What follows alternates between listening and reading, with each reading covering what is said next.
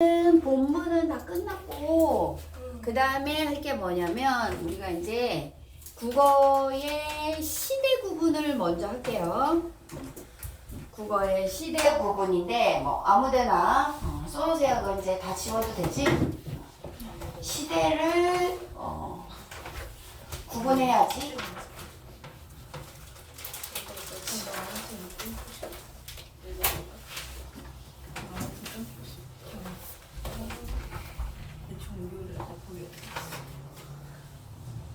여기다 써도 돼요? 응, 뭐 아무데나 쓰세요. 본인이 쓰고 싶은데 쓰세요. 그리고 작년에 정리해 준 게 학교 거가 있는데 그게 선생님이 똑같지 않아가지고 선생님이 이걸로 안 넣었거든요. 그래서 만약에 뭐 주면은 그것도 나중에 정리해 줄게요. 그러면 요거 하나만 일단 적어볼게. 국어사의 시대 구분. 시대 구분이 그러면 우리가 지금 중세 거를 배우는 거야.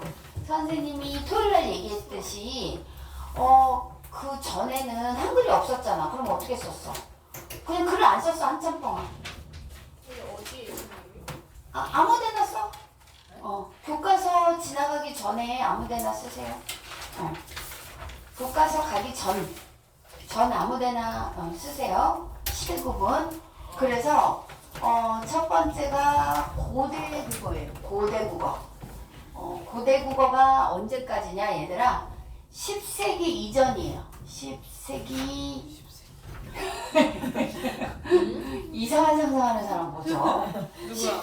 10세기 이전은 한마디로 그냥 통일신라 전을 얘기하는 거예요. 삼국시대까지. 전 아니고 통일신라 시대까지. 통일신라 시대까지로 보세요. 그 다음이 중세국어인데요. 얘들아 여기에서 헷갈리지 마. 왜냐면 너희가 자꾸만 한글 창제를 기준으로 하는데 아니에요. 국어는 한글 창제의 기준은 아니다. 왜? 한글 창제 전에도 우리는 말이 있었잖아. 그치? 그렇기 때문에 여기는 10세기부터 16세기 말이거든요. 세기 말인데 이게 한마디로 언제냐면 고려시대부터요. 고려시대부터 쭉 넘어가서 임진왜란까지. 그러니까 여기에 중간에 한글 창제가 1443년에 만들어진 거야. 들어가는 거예요. 그죠? 그리고 근대 국어가 군대 국어는 17세기 초 17세기 초에서 언제까지냐면 19세기 말인데 한마디로 임진왜란 이후부터 그 다음에 개화기까지예요. 개화기까지. 그 다음은 현대국어. 현대국어는 뭐 당연히 19세기 말 이후죠. 19세기 말 이후. 그래서 개화기 이후부터 현재까지. 개화기부터 현재까지라고 보면 돼요. 현대국어. 그래서 여기에 우리가 훈민정음은 1443년에 만들어서 1446년인가 반포를 하셨어요. 그렇게 알고 있으세요? 반포는 퍼뜨렸다 이런 얘기예요. 그래서 여기에서는 국어사의 시대 구분이거든요. 그래. 그 다음에 두 번째 이거 아직 안 써도 돼요. 언어의 역사성을 배우는 거야. 여기에서는 언어의 역사성. 그렇죠? 언어의 역사성. 그러면 언어의 역사성에 대한 개념이 뭐냐? 개념은 언어에서 시간의 흐름에 따라서 언어에서 시간의 흐름에 따라 단어의 소리와 의미가 변하거나 단어의 소리와 의미가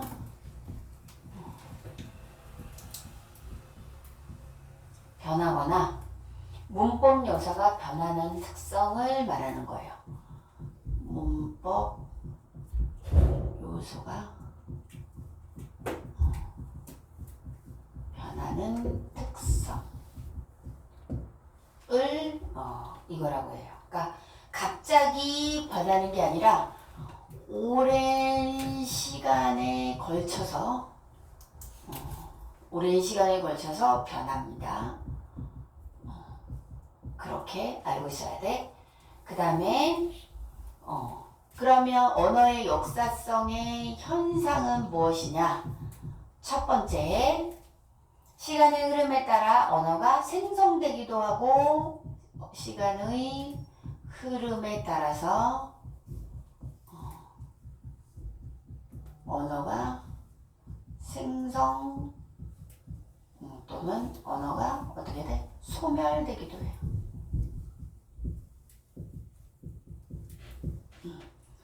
그러면 두 번째, 언어의 어휘의 의미가 어휘의 의미는 아까 잠깐 했어요.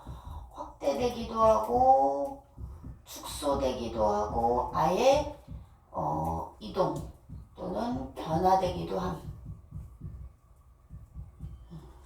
이렇게 되기도 해요. 다른 의미로 이동 또는 바뀌는 거죠. 아예 이렇게 되기도 해요. 그 다음에 세 번째, 어휘의 소리가 변하기도 하고 어휘의 소리가 변함. 또 네 번째, 주어나 문법적인 요소가 변하기도 해요. 문법적 요소의 변화. 그래서 조사가 변하기도 하고 어미가 변하기도 하고요. 또 주어 이런 게 또 변하기도 해요.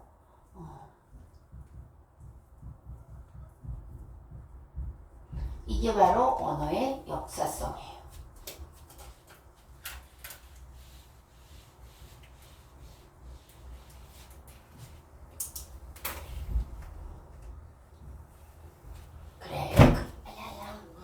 그러면 훈민정음의 창제 볼게요.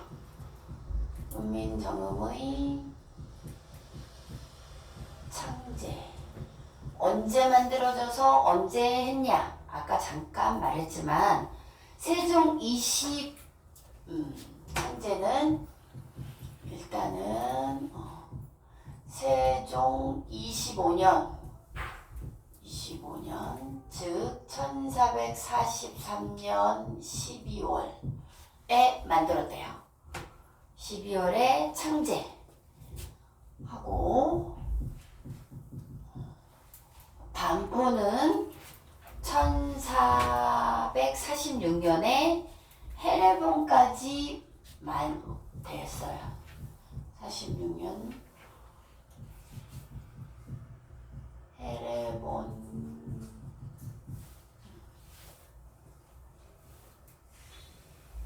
완성이 돼서 반포를 한 거예요. 그러면 세종 28년이겠죠? 세종대왕이 왕을 하고 28년이 되던 해에 그래 이렇게 반포를 했어요.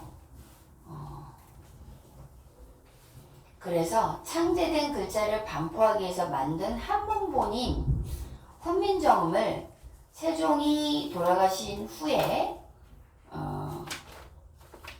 5년 있다가 말한 거를 세종어지 훈민정음이라고 하는데 그건 괜찮아요. 그러면 그 말을 안 쓸게요. 그러면 창제 정신은 뭐냐? 정신.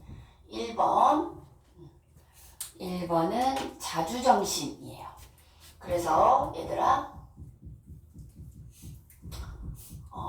나란 말씀이 중국에 달아 문자화로 서로 삼았디 아니할세. 거기까지 자주정신이라고 많이 봐요. 근데 내가 일부러 안 나눈 건데 나누는 게 선생님마다 조금씩 달라요. 그래서 일부러 안 나눴어. 중국과 다른 우리나라 고유의 글자를 창제한 거예요. 중국과 다른 우리나라 고유의 글자 창제. 두 번째는 나란 말씀이 중국에 달아 문자화로 서로 삼았디 아니할세. 그 다음에 어떻게 했어? 이런 전차로 어린 백성이 니르고자 홀빼이셔도 마침내 제 뜻을 실어퍼지 못할 놈이 하니라. 그래서 내 이를 위하여 어여삐 여겨, 이러죠. 어여삐 불쌍히 여겨서 새로 28자를 맹기노니 그랬잖아. 어여삐 여기까지가 애민정신이에요.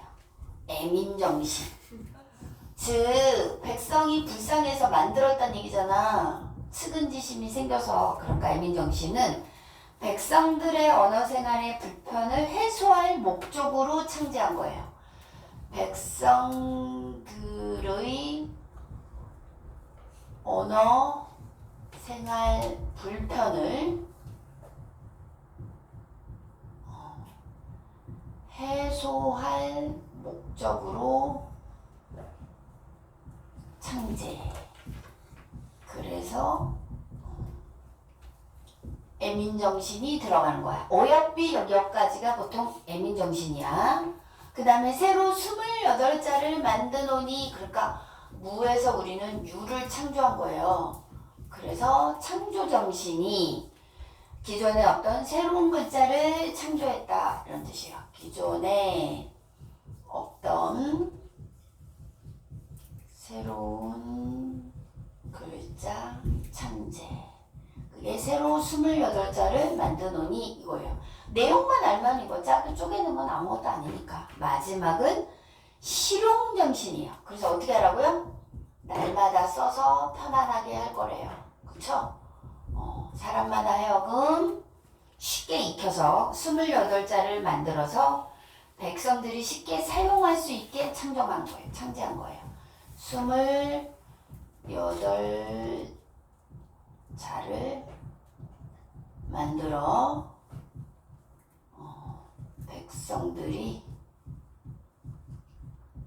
쉽게 사용할 수 있고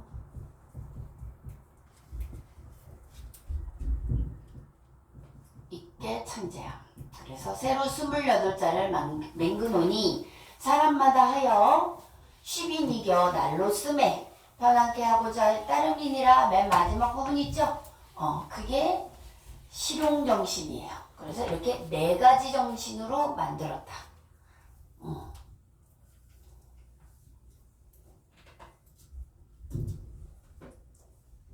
됐나요? 그래서 또 하나 써볼게요. 그러면 우리가 왜 한글이 자꾸 우수하다 그러냐? 한글의 우수성이 이제 조금 증명된 게 4가지가 있어요. 첫 번째가 독창성이에요. 독창성. 그래서 어떤 독창성이 있다 그랬어? 그러니까는 한자는 자연의 사물을 본떴어요.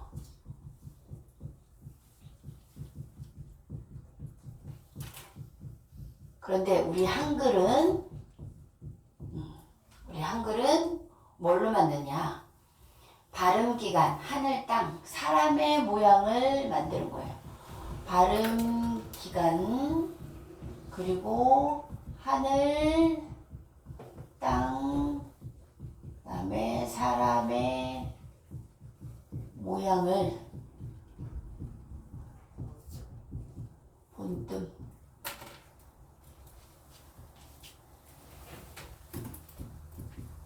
본떠서 만든 게 다른 거예요.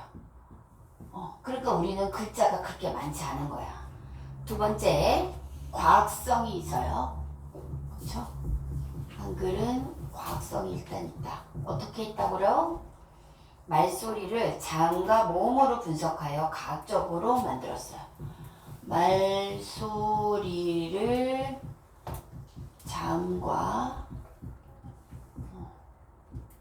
모음으로 분석하여 과학적으로 만듦.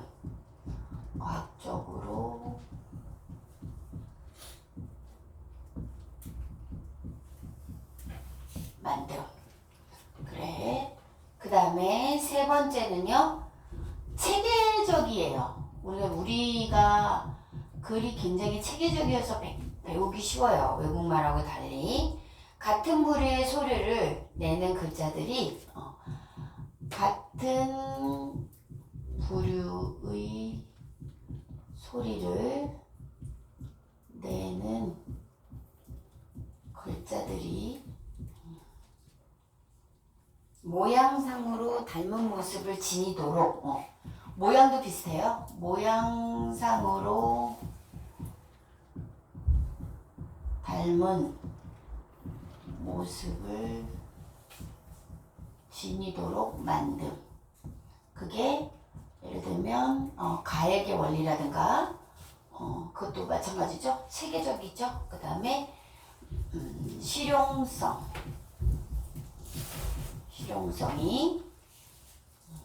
글자를 익히기 쉽고 편하게 쓸 수 있다.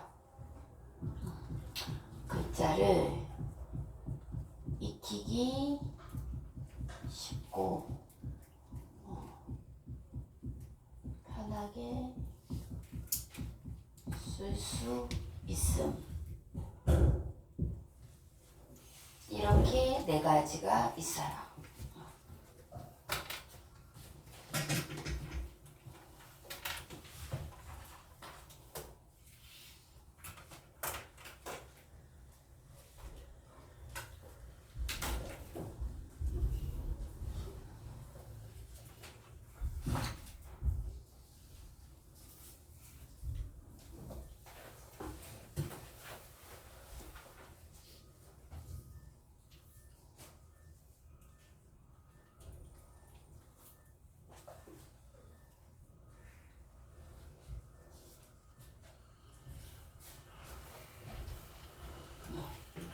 그래, 다 썼나요? 그러면 얘들아 선생님이 워드 친 거에 4쪽을 피세요.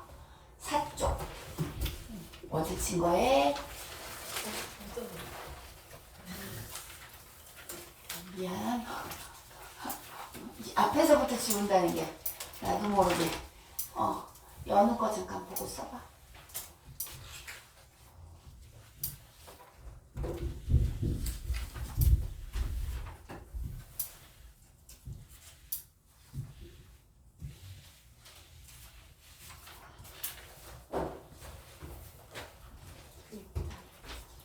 그러면 세종 어제 훈민정음 어지의 내용과 의인데요.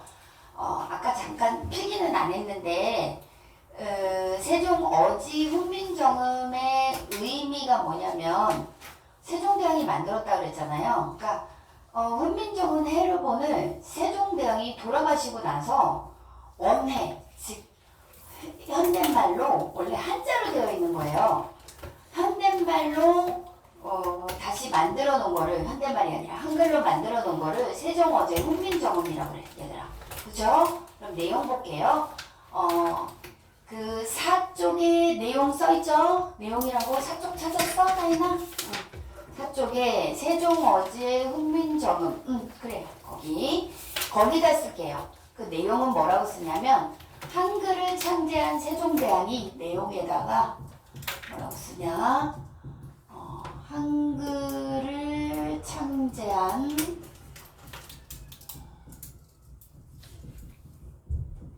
세종대왕이 한글 창제의 목적과 정신을 밝힌 글이에요. 한글 창제의 합격과 정신을 밝힌 글.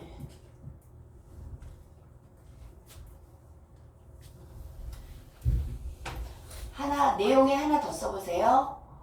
어제 서문이라고도 합니다. 어제가 임금이 지은 서문이라고도 알고 있어야 돼요. 어제 서문이라고도 해요. 그럼 의는 중세 국어의 모습을 살펴볼 수 있는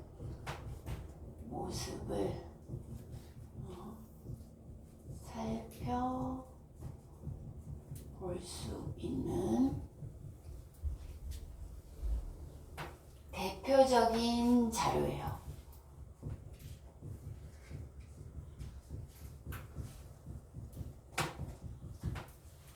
그리고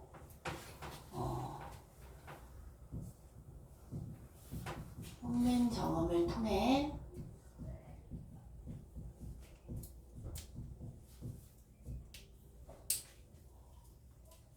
중세국어와 현대국어의 차이점을 밝힐 수 있어요. 중세국어와 현대국어의 차이점을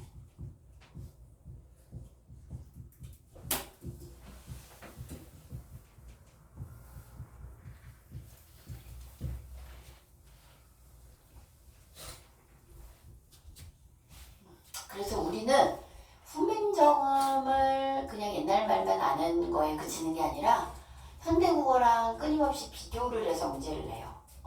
그래. 그 다음에 훈민정음의 의미가 뭐냐면 그 밑에 있죠? 의미가 뭐냐? 백성을 가르치는 바른 소리라는 뜻. 백성을 가르치는 바른 소리라는 뜻이에요. 글자 이름 쓰면 돼요? 응, 글자 이름이. 글자 이름에다가 쓰면 돼요, 얘들아. 창제 당시 세종이 붙인 정식 글자 이름이에요. 창제 당시에 세종이 붙인 정식 글자 이름. 정식 글자 이름이다. 이렇게.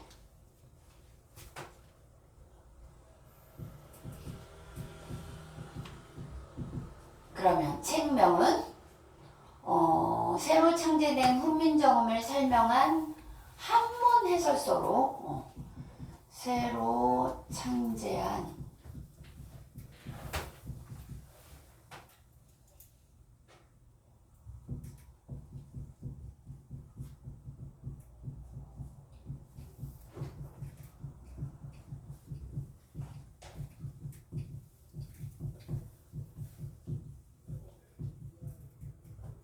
원래는 한문 해설서예요. 해설서로 훈민정음 해례본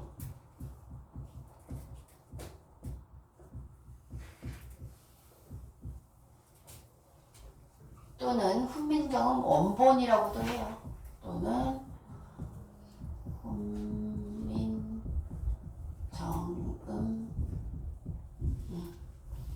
원본이라고도 함.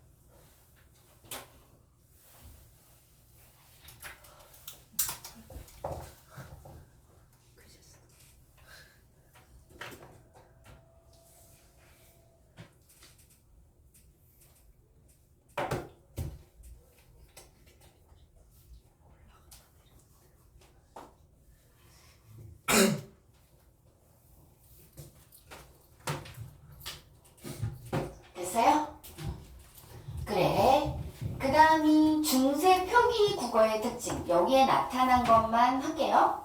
일단은 표기 국어의 특징. 첫 번째 1 뭐예요? 여기가 우리가 가로로 해놓은 거죠. 세로 쓰기를 한 거예요.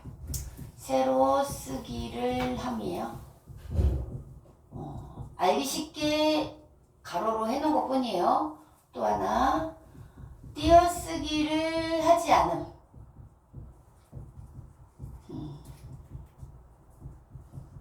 그러면 세 번째는 뭐냐?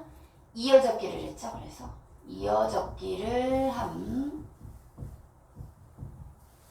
또 네 번째는 뭐냐?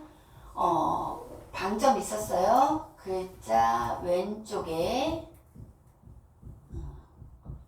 방점을 찍어서 성조 표시를 한 거죠. 성조를 표시함.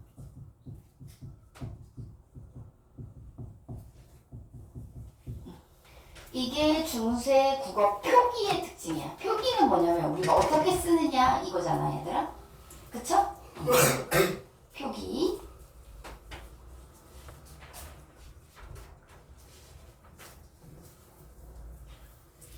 안 보여요? 다 썼어요? 천천히 쓰세요.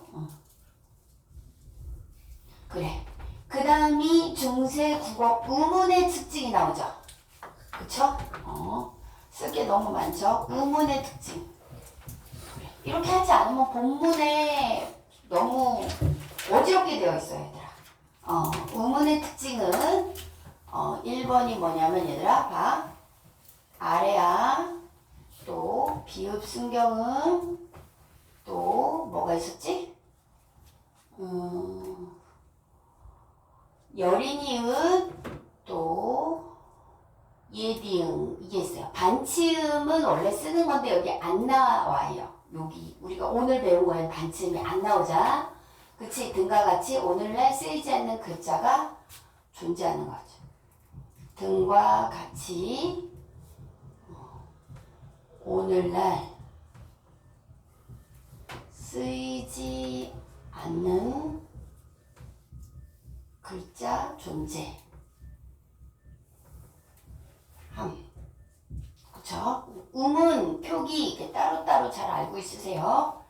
두 번째 사실은 반치음도 있어요. 반치음도 있음. 근데 여기에는 안 나온 것 뿐이야, 얘들아. 알고는 있어야 돼요. 세 번째는 음절의 첫머리에 서로 다른 둘 이상의 자음이 올 수 있었다. 즉 어두 자음군 사용. 음절 첫머리에 서로 다른 자음이 올 수 있었다. 요것도 알아놓으세요. 같은 말이에요. 어두장군이라고 안 하고 이렇게도 해요. 뜻을 모르면 안 되죠?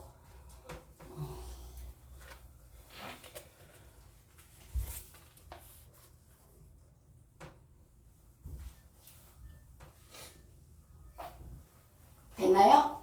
그래, 지워도 돼? 다인이 다 썼어? 그 다음은 방점이 나오죠? 방점의 종류. 우리 저번에 토요일날 하긴 했지만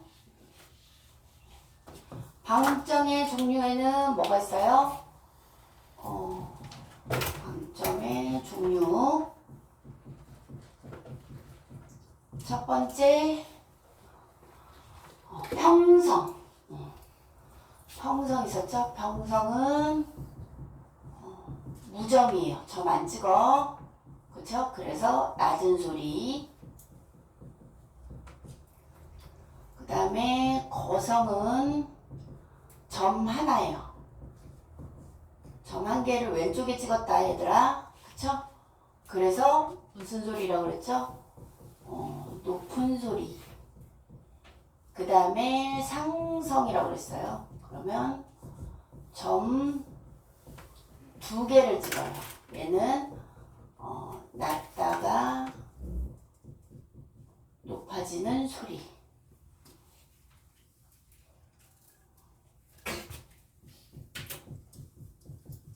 그렇죠. 그 다음에 입성이 있어요. 얘는 점하고 무관하게, 점이 몇 개 있든 점 무관하게 받침이 기역, 디귿, 비읍, 시옷이 오면 빨리 닫는 소리예요. 어떻게? 만약에 못, 그럼 못 빨리 닫으면 돼요. 아까 그 시옷이, 나라의 시옷은요 받침이 아니고 얘들아 간역격 조사니까 상관없어. 그런 거랑 헷갈리면 안 돼. 응?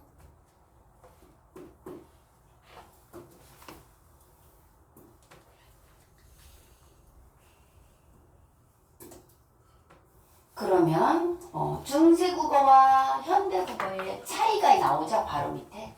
그쵸? 차이가. 그러면 중세국어와 현대국어가 어떻게 다르냐?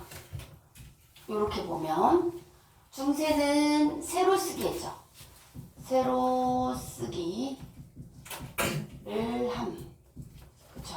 그러면 현대는 가로 쓰기를 하겠죠. 그래. 그 다음에 중세는 이어 적기를 했죠. 이어 적기를 함. 그러면 현대는요, 끊어 적기를 하죠. 끊어 적기를 함. 그 다음에 또 중세는 띄어쓰기를 안 하죠. 띄어쓰기 안 해. 근데 여기는 띄어쓰기를 함. 그쵸? 그 다음에 방점을 찍어 성조를 표시했어요. 방점 찍어 성조 표시 함. 네, 지금은 방점이 없어졌죠? 성조 표시를 하지 않음. 성조 표시를 하지 않음. 그래.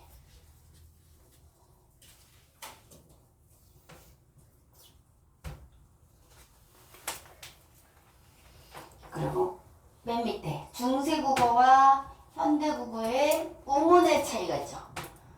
우문의 차이. 그러면 또 중세는 보세요.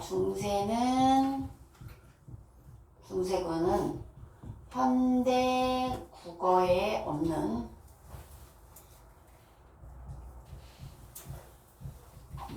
뭐가 있었죠? 아랴, 비읍, 순경음, 예디응, 여리니읒 이런 것 등이 반치음도 여기는 넣을게요. 등이 있었음. 지금은 없죠. 그렇죠?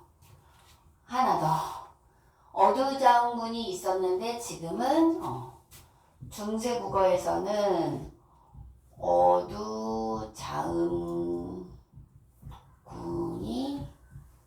올 수 있었으나 현대는 어두자음군이 뭘로 바뀌었다 그랬어? 공부해오라 그랬지? 그래, 된소리. 현대는 뭘로 바뀌었다고? 된소리로 바뀜. 이것이 된소리로 바뀜.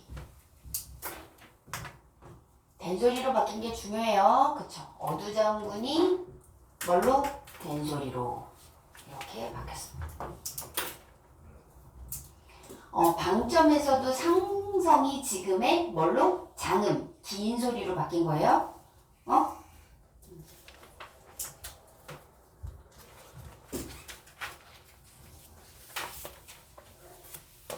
그래서 차이가 있네요. 그렇죠? 다 쓴 사람은 오로 넘기세요. 천천히 쓰세요.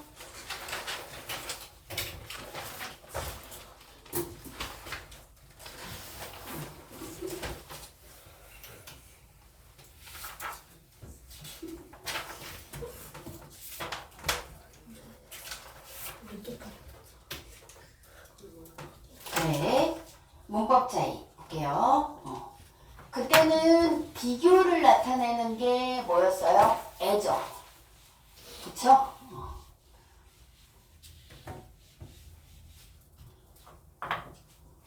볼게요. 비교를 나타내는 조사가 중세는 애고요. 그래. 현대는요. 현대는 조사 와와 같은. 현대는 조사 와 가와 같은 의미로 쓰인 거예요.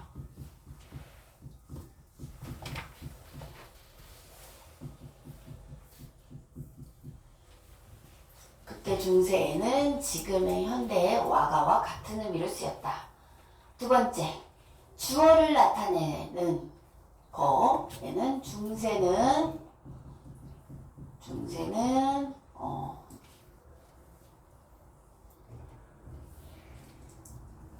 이만 쓰였죠. 이랑 이만 쓰임. 그렇죠. 그래서 자음 뒤는 이고, 모음 뒤는 동그라미 없는 이고, 이나 이 반모음 뒤는 안 썼으니까. 그쵸? 그러면 현대는요? 현대는 여기서 현대는 어떻게 써요? 이, 가 다 쓰죠? 주격조사가. 그래서 지금은 이게 이는 받침이 있을 때 쓰고요. 얘는 받침 있을 때 쓰고, 얘는 받침이 없을 때 쓰죠. 받침이 없을 때. 그래서 그때는, 지금은 가가 있어. 그때는 가가 없고. 그게 중요해요. 됐나요?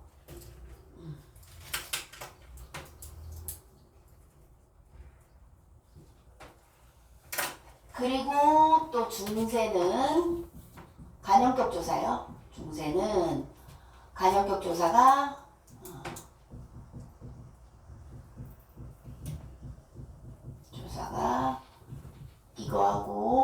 이거하고 이게 있었다. 그쵸? 그래서 얘는 유정명사면서 양성 모음 뒤에 썼고, 얘는 유정이면서 음성 모음 뒤에 썼죠. 그리고 얘는 높임이거나 무정명사일 때 썼죠. 그래. 그럼 현대는요? 현대는 그냥 상관없이 의만 존재.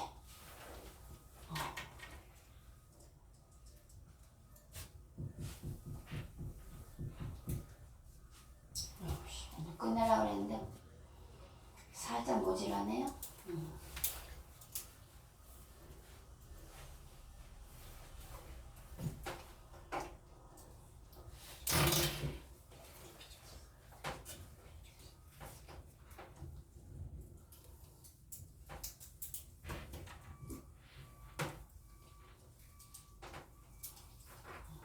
하나만 더 할게요. 그 다음에 모음조화. 그쵸? 모음조화가 있죠. 그래서 모음조화 현상은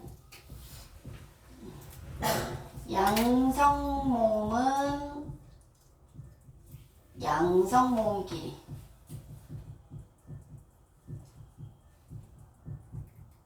그다음에 음성 모음은 음성 모음끼리 어울리는 거예요.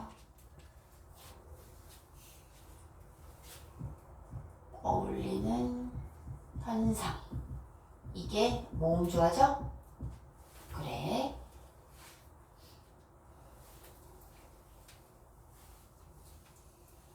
그래서 밑에다가 변화라고 하나 써보세요. 모음조화의 안에 들어가는 거야. 모음조화가 어떻게 변화됐냐면 중세에는 엄격히 지켜졌으나 중세에는 엄격히 지킴.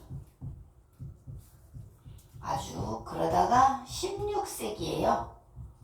16세기 말부터 아레아가 없어졌거든요. 16세기 말 아레아의 소실로 아레아가 없어지면서 문란해지기 시작했어요. 문란해지기 시작.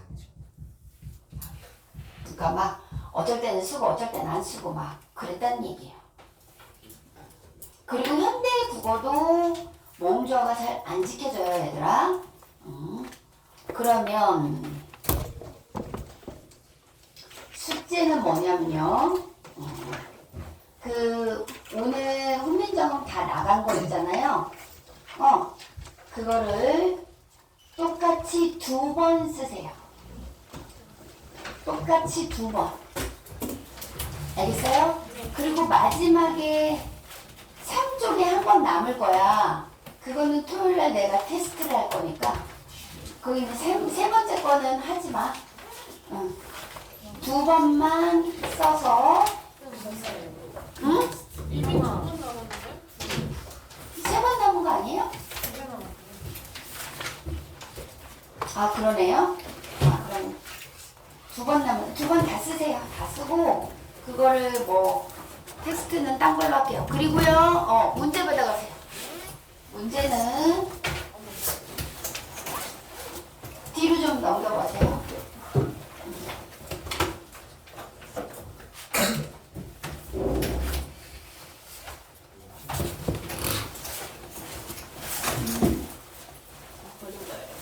다 맞니? 그러면? 그래, 묻지 마, 얘들아. 못 받았어? 소연이 묻지 말고 첫 번째 거 있지, 얘들아? 다른 책 갖고 오지 마. 첫 번째 2번을 쓰고 나면 얘들아 일단 문제를 풀 수 있을 거예요. 내신형 기출문제 있죠? 기출문제를 어디까지 풀어오냐면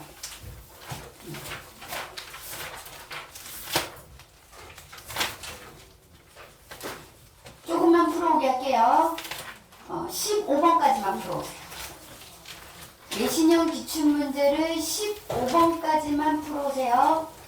이해갔나요? 2번 쓰시고 그리고 잘 외워졌는지 테스트를 할 거니까 잘 외우세요. 알겠죠? 그래. 수고했어. 잘 가세요.